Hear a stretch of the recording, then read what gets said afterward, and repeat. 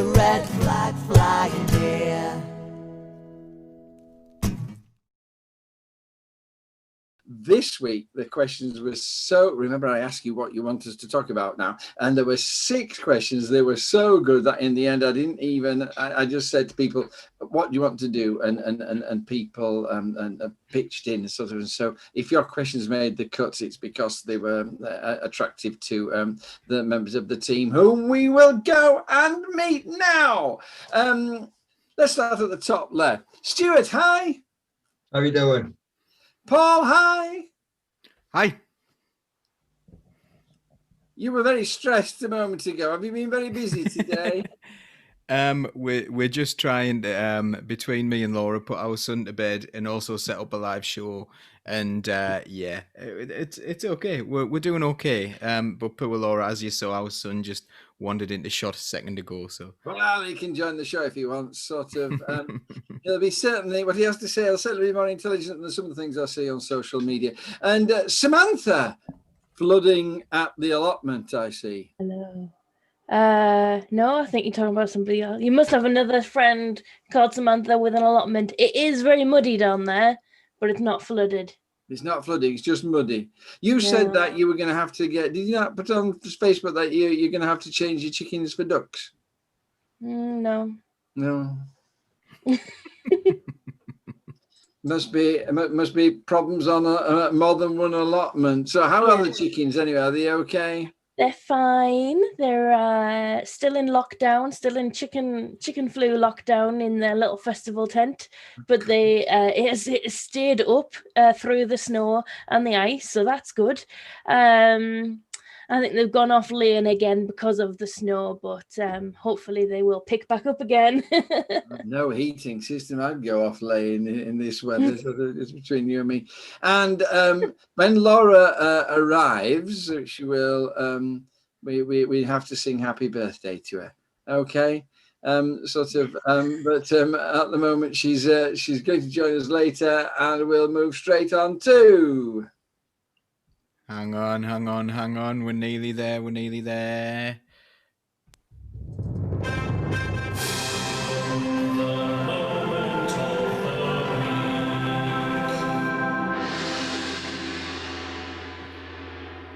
And it is the moment of the week. Stuart, what was your moment of the week? This will be a bit of a long one. This week, I've been doing some welfare rights training. But that's not my moment of the week. What it is at the moment, I'm at home. I'm trying to shield.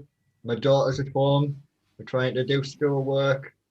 And I'm also trying to do a couple hours a day of this welfare rights training every day, as well as my council duties. I've just been in a 3-hour meeting there. And my moment of the week is actually my wife, Ashley, who still manages to pick up all my slack and do a full-time and a bit job as well. So she's the real moment for me. The hero of the week. Absolutely. I was talking about this to Samantha before we started. Sort of, do you think that we've just developed more to do? Or it was sort of, the first lockdown seemed so much like a holiday, really. Everyone was in kind of holiday spirit. I mean, I know the sun was shining, but sort of, but now it just seems so full. Everything's piling in. Do you think we just all got slower so we can't cope with it? Or do you think that we managed to find all these things to do? Or is it that we're trying to keep a normal life going? Whereas before, in the first lockdown, we just sort of let our normal... Are you finding it that there's much more to do at the moment? Me, yeah. I mean, I'm finding things to do. Like, I'm trying to help people. I think that's what, like, people like ourselves are doing, because we're not just looking after ourselves anymore. You know, we're looking after, you know, whole communities through mutual aid groups, through the stuff we do online, the welfare rights stuff, like I was just saying, as well as you be teachers, be, you know, people looking after homes, doing full-time jobs. It's insane. I mean, there are some amazing people out there doing amazing things. Just briefly, tell us about this welfare rights course. What's it all about? Basically, understanding the social security system, and, you know, trying to get my head wrapped around that, Because you think the government comes out with this myth that universal credit's made everything simpler. And, it covers about 6 benefits out of 31, kind of benefits that you might receive in your life. And it kind of exposes the difficulty, some of the stuff like even myself, somebody who has experienced the benefit system, didn't really understand a lot of what's going on, behind the scenes. That will just be so I mean, when I first became a counsellor, of course, at that time we were moving, there was the bedroom tax, we were moving into universal credit, and I just got overwhelmed with questions. And I realized that if you're going to be a counsellor, you really need to understand the benefit system, or at least know who to ask about the benefit system. And it was overwhelming. So that'll be a really good stand you in good stead when you become a counsellor. You'll be really able to help your constituents. But and really interesting. God bless you, Samantha. Sort of moment of the week. I have applied to be a volunteer COVID vaccine marshal. Woo! So it was worryingly easy. I just had to create an account on a website called County Durham Volunteering and then click a button. So I assume there will be more checks. And obviously I hope that they will be overrun with volunteers and maybe they won't even need me. So, but yes, I have done that. And I encourage other people to do just one little thing to help the world be a better place. I think if we all just did one little thing to help the world be a better place, the world would be a better place. So what was the name of it again? The word marshal terrified me. I mean, because obviously they're not going to be letting me inject people. It's just helping people find their way around a building, I imagine. They're not going to give you I imagine there will be a one-way system in place. You're not going to be a marshal like in the Wild West. No. But they might give me a badge, but I don't think they'll give me a gun. They might give me a temperature gun. Ah, that would be really good, wouldn't it? A temperature gun. Those temperature guns are really good, but they give a different score every time. Fringes are a problem, though. What do you want to? Fringes are a problem. Can you move your fringe out the way? And what's more, it's got to be dry. You've got to be dry, and you've not got to just had a shower. So we've been taking our temperature all the time just recently. So thank you, Samantha, for doing that. I mean, how much more can you take on? I ask myself this question every day. It is a real problem because, as I have discovered over the last few days, some of the people of Shildon seem to think that I've got a lot more power than I do. In fact, they think I can thaw the paths and refill all of the grit bins while home educating 3 children. So I have had to practice saying no and saying, I'm afraid you will have to phone the council yourself because I am knee deep in counting in tens. Issues. So yeah, absolutely correct. I mean, I saw Lucy Hovell's posting to Trimden and saying, if you've got any requests for bins, here's the website to apply on. And of course, you get snow and it turns to ice. That was the thing, wasn't it? It turned to ice. It was horrible. And it was. Everybody is shouting at the council because they're not doing things. And of course, everybody's straight out. And they steal it as well. They go to the grit bins and then they take it back and put it on their own garden. And then they say, we've got no grit in our street. Beggars that way. But I like you in the end. I was saying, if you can give me a number, I can get it filled, but I can't. I can't do anything at all. Anyway, thank you very much indeed. The next thing, of course, now we come out of this, Samantha, and they're all telling about potholes. Have you noticed there's a pothole? Or have you realised you can report that yourself?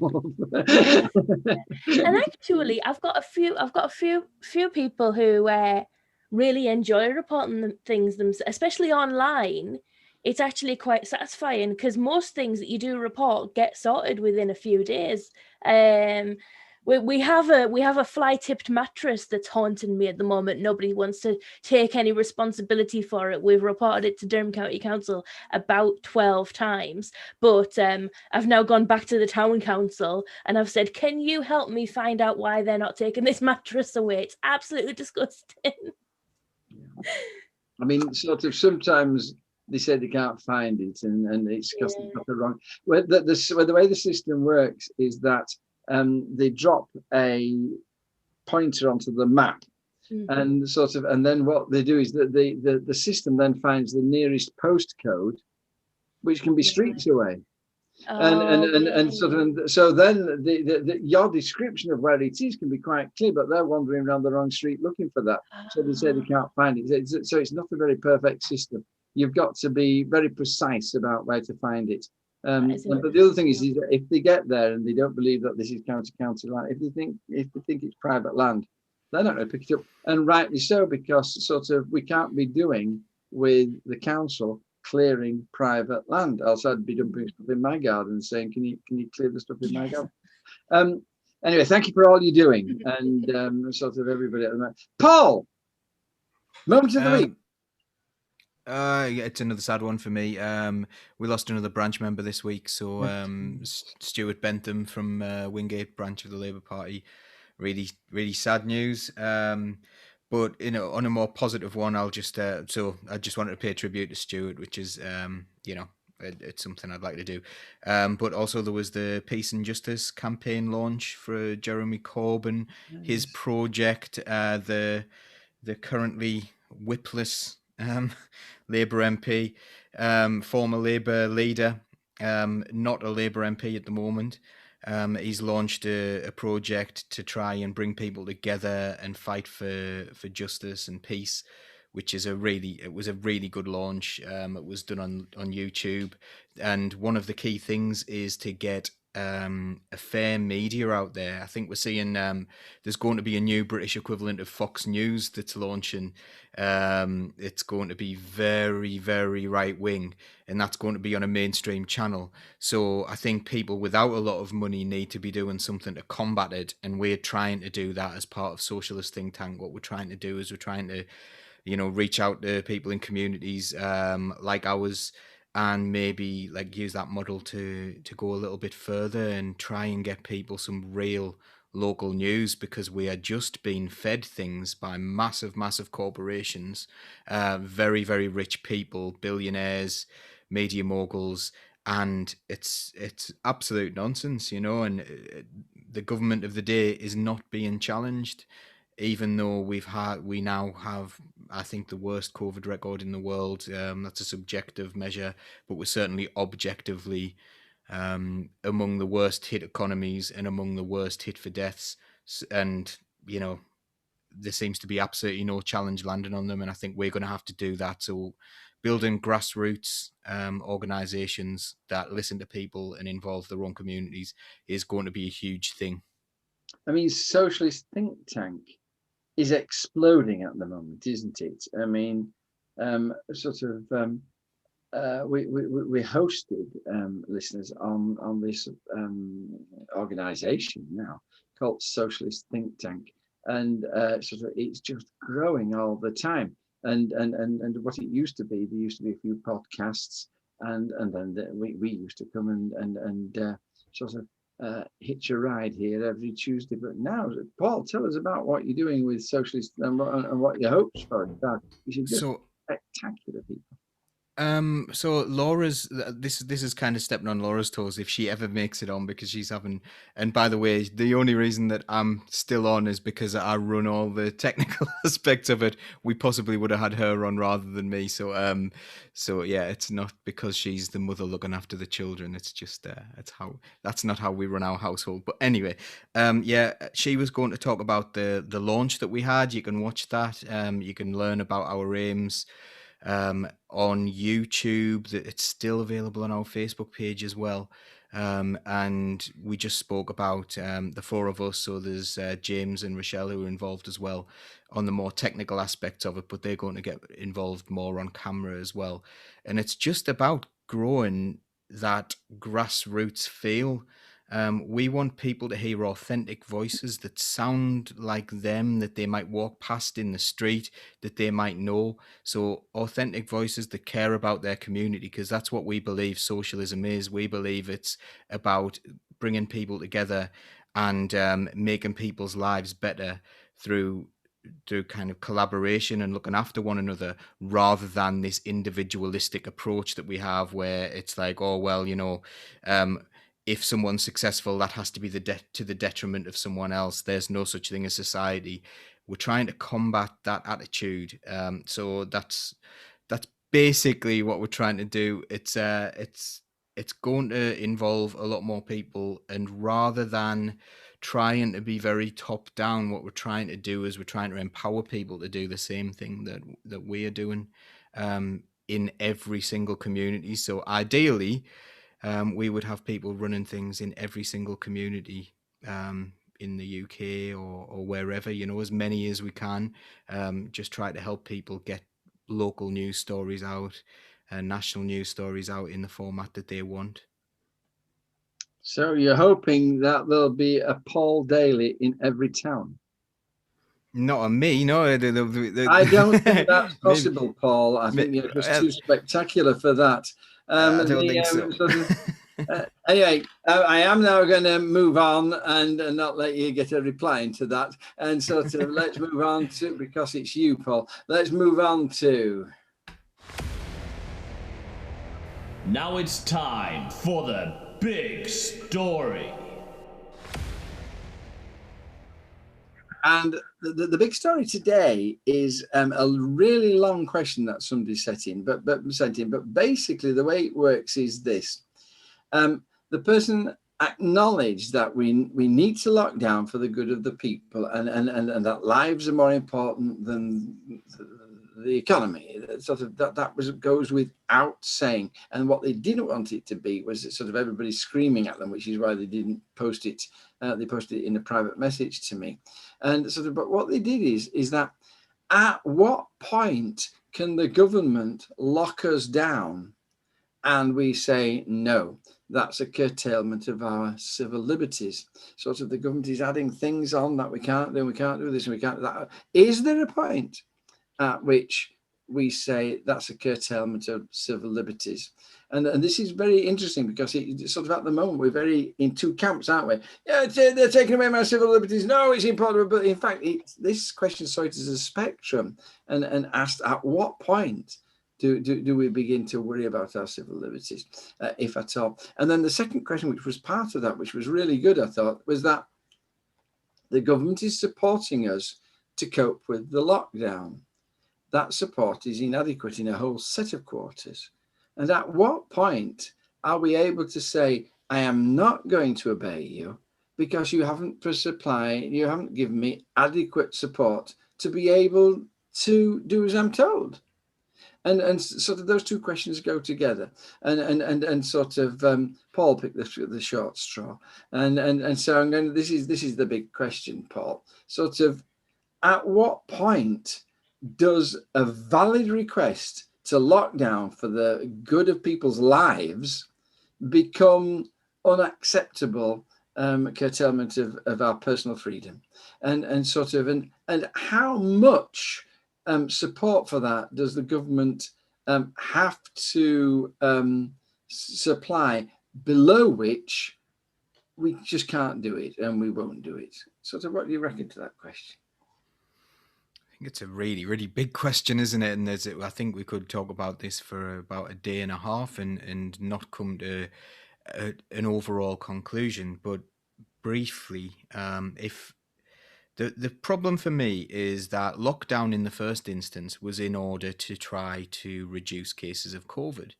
And we should have, and we did do that in the summer. The cases were much lower, the deaths were much lower, and we could have moved to a case where we had a zero COVID policy. Now, in order to do that, rather than going at the civil liberties of the people of the country, and we're going to go further back after I say this, but we could have had a look into a strategy where we say, okay, until such time as we've got this fully under control, we remain locked down, and that includes the shutting of the borders. So we had a government that campaigned on controlling their own borders through Brexit, and we had a government that campaigned on, a variety of different things, and yet they haven't done that. They haven't controlled those borders. If they had done that at that point, at the first instance, then perhaps we wouldn't have needed to go for this lockdown. And there's been a reason why they didn't close the borders to an extent. Like, we still needed to trade. But for international business passengers, a lot of people at the very beginning of the pandemic said it was pretty much the rich people in most countries who were transferring COVID around. The people who flew around to different business meetings, they were the major spreaders of COVID in the first instance, the wealthiest. I think they didn't want to curtail their civil liberties to travel around the world at all. And I think they decided far too late that they would lock down, but they never went for the border option. So then, when it started to look like it was under control, they brought in really ridiculous things like Eat Out to Help Out, where that you could have just given money to those businesses. You could have done that. It could have cost less. It cost an absolute fortune to do Eat Out to Help Out, and everyone's eating out to help out. You had to do it. Think of that now. Think of the 1,600 and something souls that died today, also reported to have died yesterday, I suppose. And then think about Eat Out to Help Out and how preposterous that was and how low our cases were at that point. And we forced them up deliberately. We forced open our economy in a really unnatural way, told everyone it was all right. We didn't ever really have this kind of good faith lockdown. We did at the beginning, I suppose. Everyone had good faith. And then it changed when Dominic Cummings decided he would just make up the rules as he goes and go for an eye test at Barnard Castle and all those really, really stupid things. And people's faith in the lockdown, they didn't then feel like they were doing it for one another. And I think that first lockdown felt more like a holiday because there was a spirit about it. It was like, we're all doing this to look after one another. And that went with Dominic Cummings. And now it just feels like a restriction of civil liberties. But what do? Do we then say, right, well, I would be angry enough about this to go and take to the streets, but that's going to be counterproductive. So if we went and protested in the capital or anything, anywhere in the country, if we went out and did protests and spread this virus more, I would feel absolutely dreadful if my irresponsible behavior led to someone's death. So we're stuck in this awful situation where we can't, in good conscience, do these things. We can't go and protest. And yet, the government aren't doing enough to protect its people, and they seem to be doing things in a really haphazard and unfair way. That's a really good answer. Thank you, Paul, so much. Sam, what do you reckon to this? I mean, what Paul seemed to be saying was that in a way, the government's used up all its goodwill, and that if not an actual curtailment of our civil liberties, it feels like a curtailment of our civil liberties, much more than the first time. I mean, I do agree that they've tipped over from the acceptable into the unacceptable, and sort of, if so, how can they put it right? Yeah, I think at every point there has been a flare up along the lines of one rule for them and another rule for others, whether it's allowing high value business travellers to travel without a quarantine, or whether it's Boris Johnson exercising 7 miles away from his home, or Dominic coming, like it just keeps happening. And I understand that restrictions have to be put in place, and I understand that at times those restrictions have to come with some teeth, some legislation, some enforcement. But again, it's been a very London-centric view, and they have really not looked at the cultural differences that exist around the UK, and the differences in the way that people, I think there are some places in the country where not being able to go and see your mum isn't as big an issue as it is in sort of rural places where people usually live near their mum. It's silly things like, yeah, I can't go and see. There was a point I can't go and see my mum at all now, of course, but there was a point where I couldn't go in my mum's back garden, but we could cross the road and stand on the other side of the road in a public place and see each other. That kind of laws that make no logical sense, really, people see that it doesn't make sense, and they say, well, I really need these laws to make sense if I'm going to follow them. I think people Can I just interrupt you there, sir? I realise that you're in full throat flow, and please forgive me for doing so, because what I hear so far is that Paul says it's unfair. You say it makes no sense, but the question, I think, was about at what point does what it's requiring of us become an attack on our personal freedoms? And sort of, so I agree with Paul that it's not fair. What's happening isn't fair. I agree with you that some of the things they've asked are stupid, but sort of, has anything they've asked been so unacceptable that you would say this is an attack on our rights as freeborn English people? Well, yeah, it's definitely difficult because obviously nobody's got any rights if they're dead, and this is a really serious situation, and we are protecting, you're not just protecting yourself but other people. And I have some very dearly loved ones that I would be willing to lock myself up for another year if it meant that they were safe. So I think obviously that's a very emotional reaction, but we have to realize that human beings are not just, like, you can't quantify the value of a human being's life like some conservative peer tried to do the other day. Everybody's life is worth protecting. So honestly, no, I think the thing is, I would have liked more restrictions on my liberty, and I think then they would have lasted less long and we would have had more people alive, and that would have been the optimal situation. Much. Stuart, you indicated that you wanted to speak then. I mean, I'm expecting a slightly different take from you to these two people. So, but I mean, what do you think of the question, first of all? Has the government gone too far?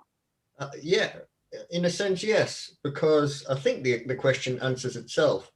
It becomes unacceptable when the level of support that comes alongside it isn't enough. Like, we have a right to work, and we have a right to somewhere to live, and we have a right to eat. And at the moment, the government's saying, you can't work, but here's no support to a certain group of people. Yeah. They're saying, we need you to stay indoors. You can't go to work and pay your rent, but also we're not going to protect you from eviction anymore. That's gone on too long. And they've said to, some people that time's up on, getting fed. We need you to stay home. We need you to do everything you can for us, but here's just not enough money to get by. That's when it feels unacceptable. It's about when there's an actual damaging cost to trying to do the good, the right thing, the good thing. That's when it's unacceptable that the government's making us do this when they won't support us through it. Do you think that the government, therefore, is just living on people's goodwill? And if that's the case, when do you expect that to run out? Because it will eventually. The Conservative government has been living on people's goodwill since 2010. With food banks, kicking in, that was good people paying money to support people who needed help, so the government didn't have to. And it's this whole ideology is just so corrosive to society, and it's just got to this kind of flashpoint where something's got to really change soon. I mean, I got this week 2 desperate letters from people who have just fallen through the cracks for support, and angry letters, but sort of plaintive letters as well. They're just heartbreaking letters to receive, just between you and me. And you know, you pass them on, but what do you pass them on to? You pass them on to this sort of gaping void. And yes, I can understand that. A great question. Before I move on, because I am going to move on, I mean, has anybody just got a point that they missed saying that they want to add into that? No? No. Okay, thank you. 3 really good statements. And if you're a listener, proof of the depth of thinking and insight that these people who are embedded in their community really do have. Paul, did you indicate that you wanted to speak? Just excellent. Some really, really excellent comments going on as well in the chat, and Laura is getting involved from the comments. Hey! So she is with us in more than spirit. She's here. So. What we'll do, Sam will pick those up when in the second half of the show. I'm going to move on now, and there's 2 questions which we're going to deal with before we knock off, which sort of are so complex. I'm going to start with you, Sam, if it's all right. And I thought it was really brave because I realized that I just didn't have a clue about the new law, and I really hadn't begun to think about and the consequences. But sort of your question is sort of what do you think about the new trespass laws that are now law? How are they going to affect us, and sort of what effect are they going to have upon the Roman and travelling community, and sort of talk to us about that and give us your take on that question. Sure. So up to before now, trespass was a civil issue rather than a criminal one, and it was in the Conservative manifesto to make it a criminal issue, so the you know, like the police can get involved, as well as making it a criminal issue for you to trespass on land. And you think, well, I don't trespass, but maybe you do. We'll talk about that later. It also gives the state the right to confiscate belongings, property, camper vans, tents. So you automatically bring yourself to thinking about the Romani and all of the other communities that have a travelling culture, because this does seem to be targeting them. The police have already said that they actually don't need these extra powers. The powers they have to deal with trespass and to deal with unauthorized encampments is fine. I know that some people have concerns about unauthorized encampments, and I just think it's one of those things that if you don't understand these people's culture, that's unfortunately we don't all understand each other, and that's part of the world. We can't just obliterate somebody's way of life because it doesn't fit in with the way that we live our lives, and that is what we're talking about. Racism towards traveling communities is like the most, people could talk about it as being the last acceptable form of racism, and you will all have seen it, and everybody who's watching will have seen it, where somebody goes, well, I don't mind travelers, just these ones, and they're making a broad statement and a generalization which wouldn't be acceptable if they said, oh, well, I like women, I just don't like the bimbos, or for any other marginalized community, so but on top of that, it doesn't just criminalize travelers, because of course you can't write that into law because it would be nakedly obvious what you were doing. So it's criminalizing trespass, which would include if you've got a camper van and you park it on the side of a road and it happens to belong to somebody, then the police could confiscate your camper van for doing that. It would include like the encampments like we've seen at the mines, a lot of the new mine, when people have put planning permission in for mines, they've done like camps there. That would be illegal. You wouldn't be able to do that. Some people might like that, and those people might be Tory voters. So you can see why landowners and people who own a lot of land might be very glad to see this. But again, if we're talking about our freedom, and why are we making it illegal for me to walk through a field that happens to be owned by somebody who is not there? I am not hurting them, especially when we're talking about, in COVID times, where we're all being encouraged to get out and enjoy the fresh air. And not that fresh air is owned by somebody else. It's absolutely ridiculous. It's a shame. Can I just interrupt you? Are you saying that this new law overturns the Labour law that was brought in about 20 years ago, of right to roam, where they sort of gave you the right to walk across other people's fields if it was doing no harm? Does this stop that? I believe the wording is intentionally trespass. So if you walked past a sign that says "Do not trespass on this land," then you would be liable to prosecution under this law, as I understand it. There's not a lot to read on it.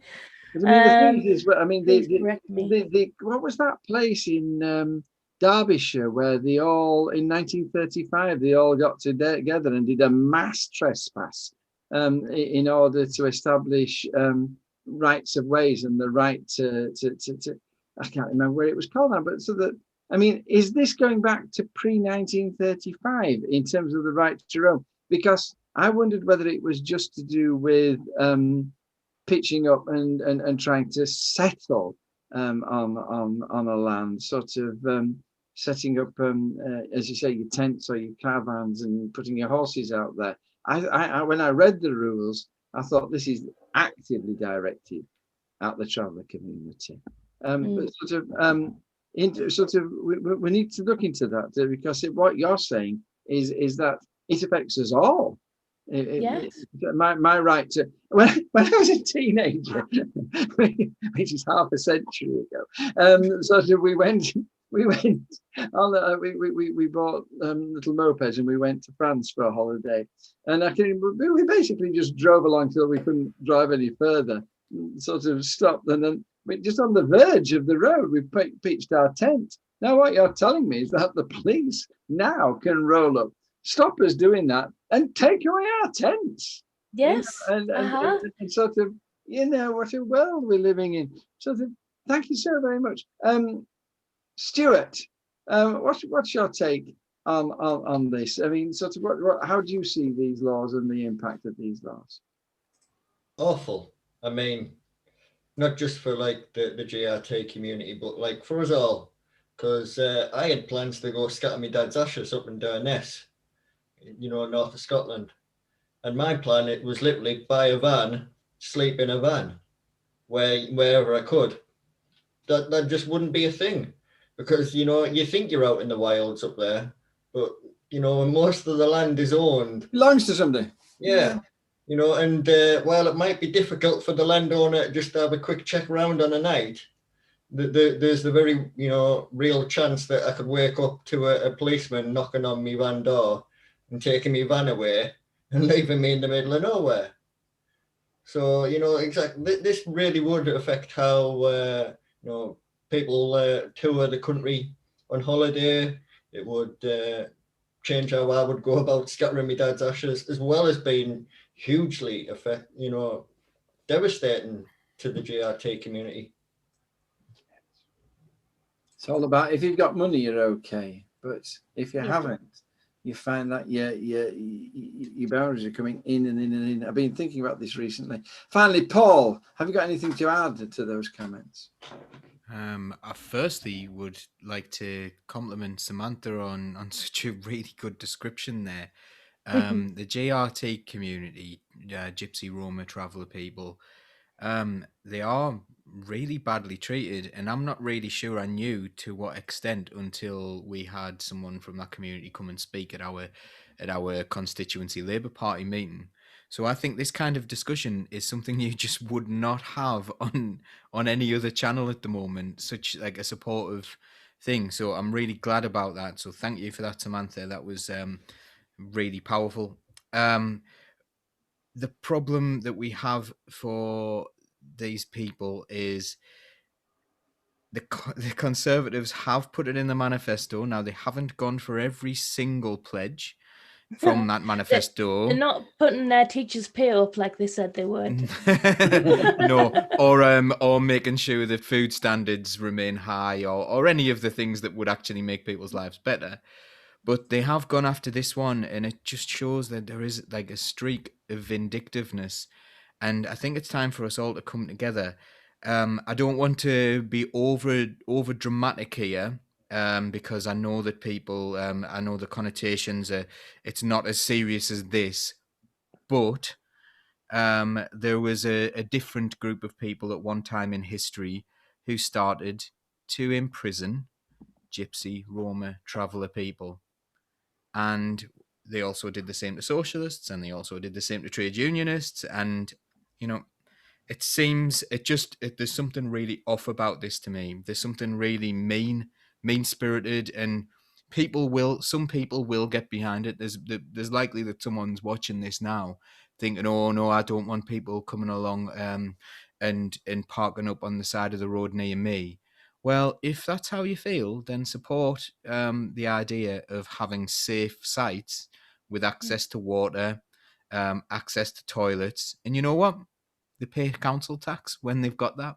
They really do. Like, this is something I was surprised to learn, that the Gypsy Roma travel community do actually pay council tax to do that, and people really should learn. I think I would recommend that you maybe have a look at Travellers Against Racism on Twitter, who are excellent, and Labour GRT on Twitter as well, who I've learned absolutely loads from. So I think, yeah, I would recommend people have a follow of those people and learn about this, because I don't know, there's something, I'm very, very, very uncomfortable with this legislation. My phone started ringing at just the most inappropriate time. So that when you talk, I mean, oh, for goodness sake. Is that your answer phone? Be quiet. Sort of, when you're talking about, I mean, absolutely, there needs to be more sites, and they need to be better equipped and better sites. And in fact, Durham County Council isn't all that bad on this. But and it's going again there. But when you sort of say that, and you can go there and live there, and that's okay, and then you'll pay council tax there, are you not destroying the wandering life of the travelling community? Possibly, but maybe. I think they are doing this anyway. I think this is people who are making contributions. They are tidying up after themselves when given the resources to do so. I think that kind of, again, you know, that Roman lifestyle is an important part of their heritage. But I don't believe that I think one of the things, the criticisms that's thrown at that community is they don't contribute at all. Well, they do through VAT, they do through all sorts of different other aspects, but yeah. Samantha, did you? Sorry, I came in. Yeah, I mean, what you have to recognize with any group is that, you know, they're not a homogenous group. There'll be different opinions among different groups of travelers. So some will. We've got a permanent traveller site by me in Green Lane in between Bishop Auckland and Shildon. It works really well for some people, and some people want a house and they want to change their lifestyle. But for some people, the ability to move freely and set up wherever they feel appropriate is a really core part of their identity and their culture. And like I said before, I really can't overstate this. You know, we cannot obliterate people's lifestyles just because it's inconvenient to us, like once a year for a few weeks when they're on the way to Appleby, which is the situation we're in with Shield. We get an influx of travellers of all different groups on their way to Appleby every year. They tend to set up on a site which is actually not used by anybody. It's a ex-factory that's been levelled. It's not used by anybody. They tend to set up there. I ask every year to the police. I ask the police every year if there is any increase in crime associated with that encampment, and they always tell me no. So, you know, I just think it's one of these things people have to, if you don't like it, walk past it and just let people live their lives. You're muted, John. You're muted. That's because the wretched phone. I think that as well. Look who's joined us. Happy birthday to you. Happy birthday to you. Right, okay, the show is just cut now. I was halfway through a sentence. Well, I'll come back to that sentence. I know what it was going to finish. Laura, hello, happy birthday. We're going right back to the beginning when I say hello to people. So we're going to say hello to you first. Hello. What kind of a day have you had today? Well, actually, because it's been a weekend and a couple of days, hasn't it? You've been sort of celebrating for some considerable amount of time. Well, yeah, I had a surprise Zoom party on Saturday, which is amazing. There were so many people there. We had to have breakout rooms. It was ridiculous. It was really lovely to see so many people there, and I got far too drunk and ended up most of the day in bed on Sunday, which was also really special as a mum of two. That never happens.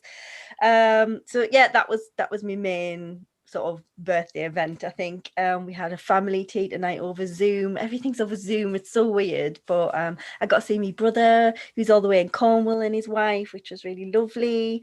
And I've spent the last 2 hours trying to get the kids to bed. So yeah, the joy of parenthood. Yeah. And the moment of the week. I feel like I'm just what was your bulldozing moment your of show the here. week, Laura? I was really enjoying that Traveller stuff, and I do have stuff to add. But moment of the week was, as Paul said, the Meet the Team show on Saturday night. Just thoroughly enjoyed it and enjoyed all the interaction we had, and just getting the chance to sort of tell people what exactly we want to do with Socialist Think Tank. It was a really lovely show, and I'm really pleased we did it, and it's still available, so by all means go and see me chair a show for the first time. And nice comments welcome. Not bad ones. When we were playing the music at the beginning, it was flashing up the things you've got planned for Socialist Think Tank. So and that brings me to the Traveller thing that we're talking about, actually. So I'm interviewing Rachel Meenan from Northeast Against Racism, and her interview's going out on Thursday, and she will be plugging an event for Holocaust Memorial Day at the weekend, in which they've got some Gypsy, Roma and Traveller. The whole thing is, I think it's called The Lasting Legacy of Genocide. And I think that's going to be really interesting, and I'm sure they're going to be touching on the GRT community. Rachel Meenan is just brilliant and a recommended listen at any time, but such an important topic. Thank you very much. Okay, I was just going to say that when Paul says people don't know that when they live on a site they pay council tax, of course, many people in the Gypsy Traveller community, what they do is they own a house and they pay council tax on that house, and it's that summer they just take off and they want to have the right to roam, and there we go. Okay, we are now desperately short of time. I'm going to ask Stuart to have a brief talk to us about free school meals, because this was his thing. And I'll tell you what the question was. Why does the government seem to be trying to yet again avoid free school meals, and talking about it being covered in the winter grant scheme and holiday activities and food program. Money it's already given. Why is the government so seemingly determined to try and not give free school meals to poor children? Stuart. Simply put, they are liars and crooks. Well, Get off the fence, Stuart. You need a sort of. Don't sugarcoat it. Do you want to expand on that? I mean, they've peddled this idea, haven't they, that they've been supporting people properly this entire time, but they haven't, and they keep changing how they're supporting people. Here's a voucher. Oh no, you're using that on fags. We're going to give you less. Oh no, we're going to make you stand in a queue and pick up a hamper, even though we've told you to stay at home, don't go out under any circumstances if you can. You're stuck at home with kids if you're in this situation to get free school meals. You're supposed to be at home, sheltering away from COVID, doing, an education, but they're also saying, we need you to trek out and pick up this hamper, stand in a line with people. It's as if it's completely ideology over, the realities of how people need help, and people need help that works for them. The easiest way would be, here's the voucher. We know the system worked. It worked before when we had to fight to get it the first time round and then fight to get it again. And we'll be fighting this again every 6 weeks for the foreseeable at the moment. I think we all here understand that kids getting to eat is like a right, and it isn't just a right for absolutely. I'm going to interrupt you. I'm so excited about this. Absolutely, I'm getting so cross at people telling be grateful for what you've got. They're saying it's it's very generous of the government to give you an apple and half a tomato and a freezer bag with a bit of tuna in it. Very generous. Be grateful for what you've got. And I keep saying over and over again, benefits are a right within our welfare state. It is not a charity gift from the government. And sort of those are, sorry, carry on. Thank you. And if you want to make an economic argument out of it, those kids are future taxpayers, and malnutrition, affects how much work you can do in your life in the future, So if we have kids who can, produce a lot of stuff and pay a nice amount of tax, we're just giving a little bit up front to them. If you want to be, really financial about it rather than ethical, I've faced malnutrition in my life, not because I've been, so poor as to need handouts of food, but because I have a chronic illness, and it does awful things to your body. I wouldn't wish it on anybody. And the way that this government feels that they just need to keep kids just above malnutrition is okay. That's enough. That's not enough. We need to really invest in our kids. And if we can't invest in food, what's left of society? Thank you, Stuart. Brilliant contribution. Thank you so much. Other three people, we have another topic to talk about, which was America. I'm going to dump that topic, and we're just going to take our last 4 minutes on free school meals. And I'm going to ask you what you think about free school meals. I'm hoping that that's okay, and sort of and we don't mind pushing it till 10 past, John, and doing both. Okay then. We've had a little Zoom chat between us, and I think we're okay with that. Is that agreed? That's absolutely key, smashing. Sort of. We've just got 4 minutes then, and then we'll have 10 minutes on America, because I would like to talk about that. Talk to me about free school meals, Paul, and your take on this. I would just say that I really want to be briefly, because I want to hear from Laura and Samantha, of course.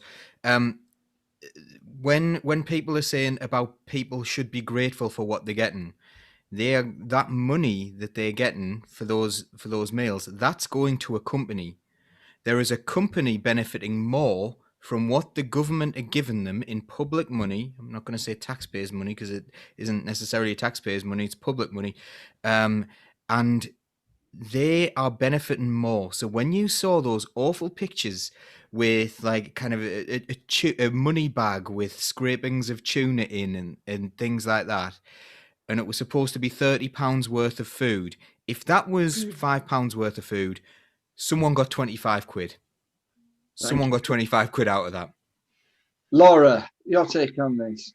I think for me, it's just another thing to beat the Tories with, and it's a perfect example of how they'll put profit before people every single time. I think if there's an argument that they should have just given people the money and they could have spent it on what they want, but then obviously you get the people who are like, oh well, they'll only spend it on fags or beer or whatever. Actually, I think our communities have shown through COVID that if you give the money to local councils, they could have dealt with this so much better and made sure that the people got exactly what they needed and what they deserved. The pictures you've seen, I mean, you'll have seen them all over. They're absolutely disgusting. And I mean, do these people who make these decisions even have kids or any empathy or understand the struggles that, imagine being so hungry that you have to get these food parcels. These people will never understand what that feels like, and they're being let down massively. I think if we'd have given that money to local councils to distribute properly, I think we would have seen a much better service. Thank you. And last word, Sam? What really hit me is seeing a third of an onion and half of a tomato, because once you get to that level, it's no longer about saving money, because it costs you more to pay somebody to chop up an onion than it does to just give everybody an onion. Yeah.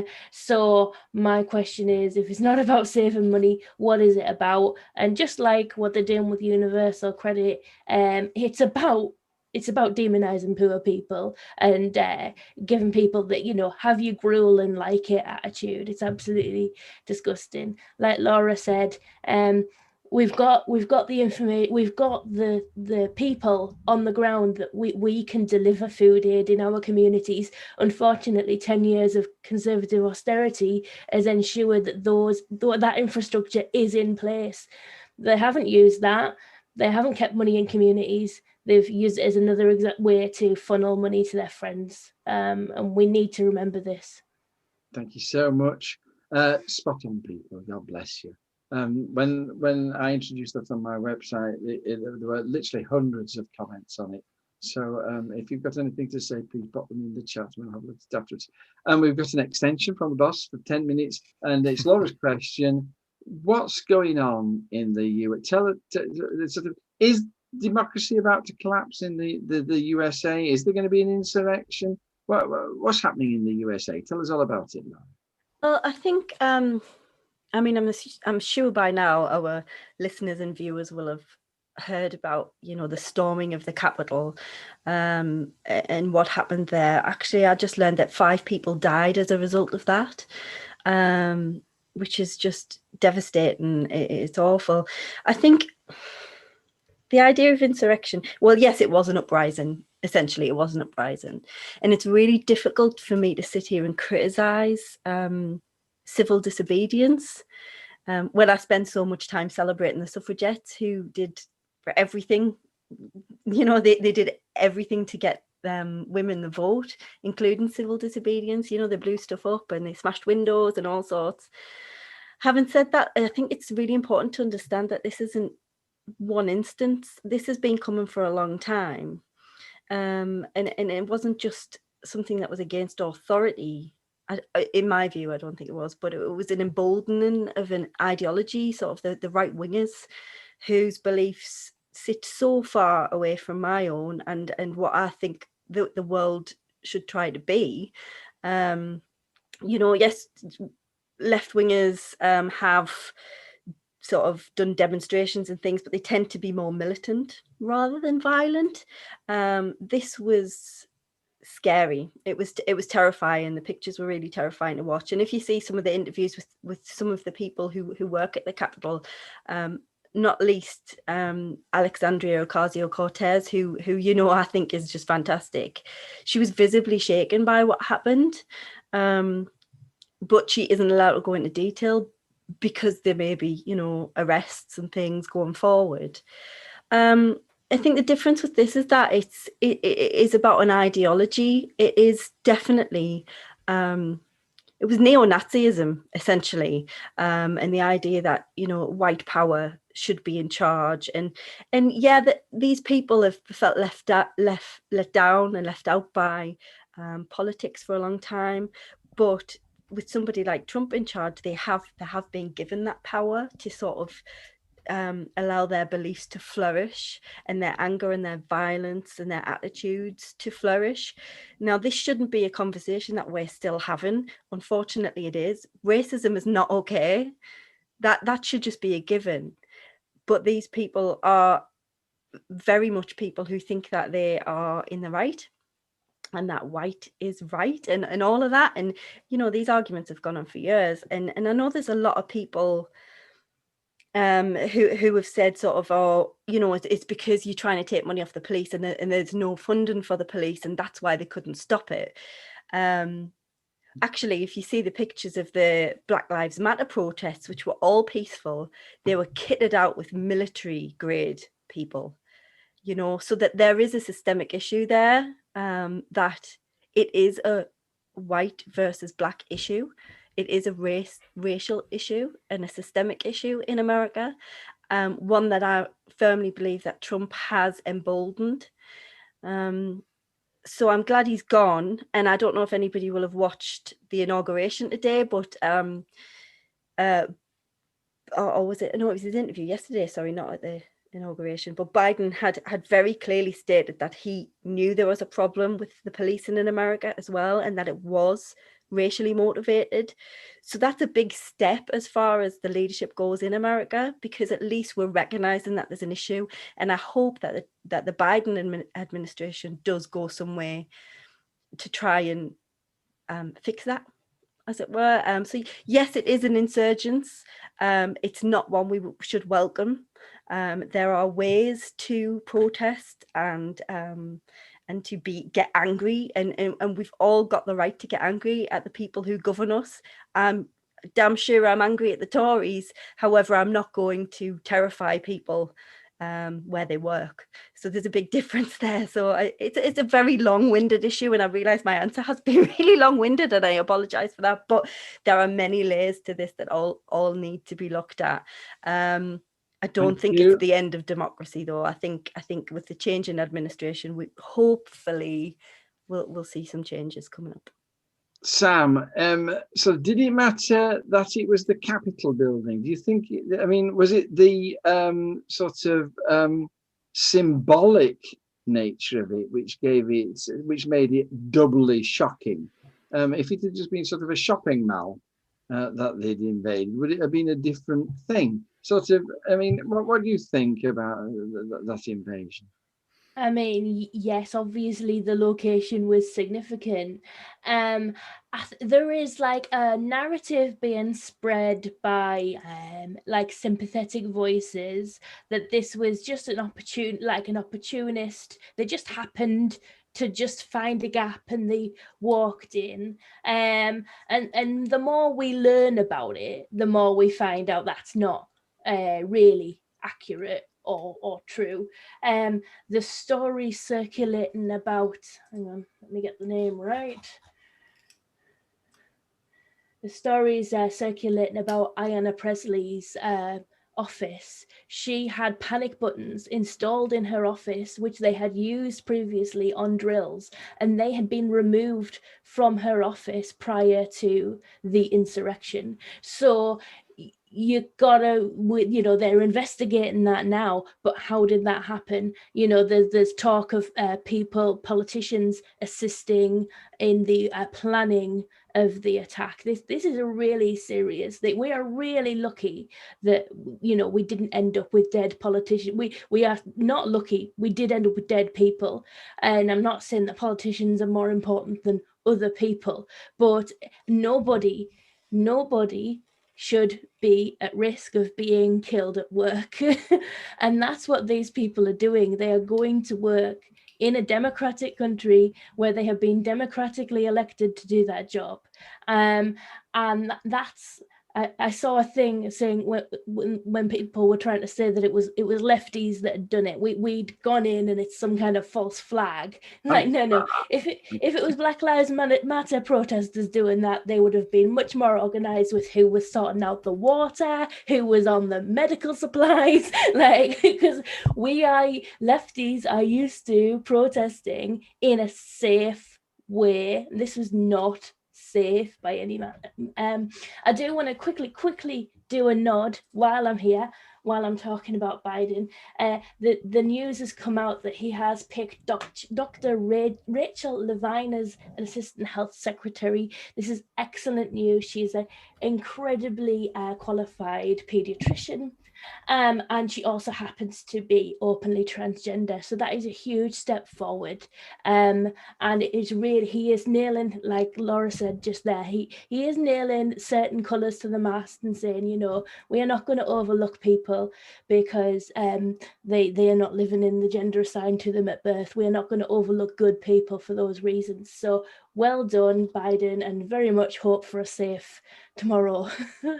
Thank you. Stuart, comments on America as we run out of time with respect?